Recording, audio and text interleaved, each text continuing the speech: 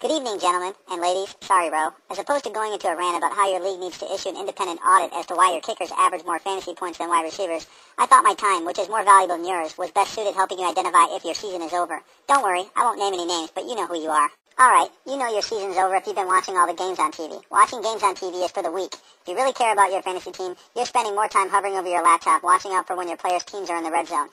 Sure, watching games helps and can be fun, but league champions will tell you that watching those numbers flash up as your players score is far more rewarding. I said I wouldn't name names, but I know Ruben is doing this, and he needs to get Wi-Fi already. Alright, you know your season's over if you're rooting for injuries. Really, Tony, you're better than that. It's never a good idea to wish for other people's misfortunes. If your plan for last Sunday's game was to wish for a helicopter to crash into the Vikings bench, putting an end to Brett Favre, you really need to sort out your fantasy football strategy.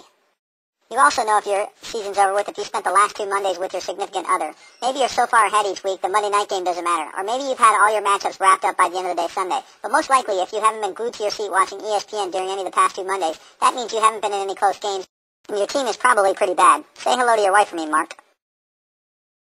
You also know if your season's over with if no one is talking trash to you. Trash talk is one of the cornerstones of fantasy football. You bring your friends together so you have a specific reason each week to tell them how much they suck. But you know you truly are terrible when no one even feels it's worth their time to tell you how horrible you actually are. Well, just so you're not left out, Ro, you suck.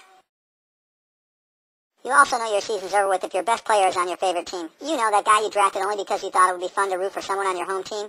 If he's your best player now, you might be in a bit of trouble. Dan, move to Buffalo, buy a lifetime of Fruity Flakes, and masturbate 36 times a day. Trust me, it'll be more fun than fantasy football with your lineup. I hate to say it, but your season's over if you've made 0 moves. Oh, I see. You're a drafting genius. You're 2-0 and have been a top point scorer in your league every week. Oh, what? That hasn't happened? And you've done nothing to fix it? Yeah, you're screwed, Anthony.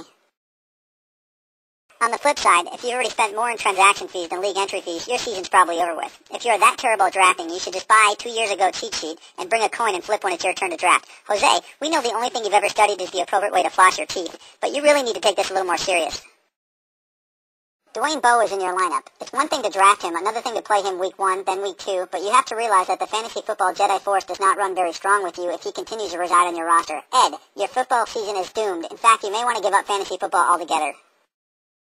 You also know your season's over with if the commissioner is very anxious about collecting your league fees. Gerald, pay up. Mark is worried that with your lineup, you may try to quit the league before paying your entry fees. I know a dime bag is more tantalizing than watching your team go 1 and who cares how many losses, but show some dignity and pay up already. Your season's done.